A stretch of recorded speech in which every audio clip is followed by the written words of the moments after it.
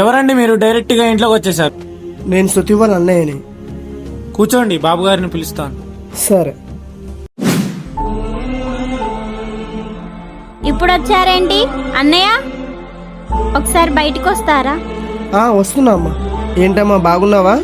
బాగున్నాంలే గాని ఏంటన్నయ్య అడుక్కు తినే బట్టలు వేసుకొచ్చావు? నీకు తెలుసు కదమ్మా నా పరిస్థితి. సరే గాని ఇటు వచ్చావేంటి?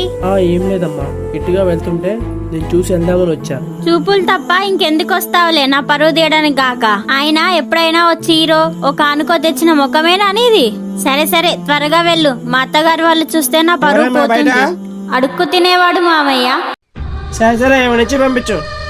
అలాగే సరే సరే, మా మామయ్య బయటికి వచ్చేలోపు త్వరగా వెళ్ళిపో. సరే అమ్మా.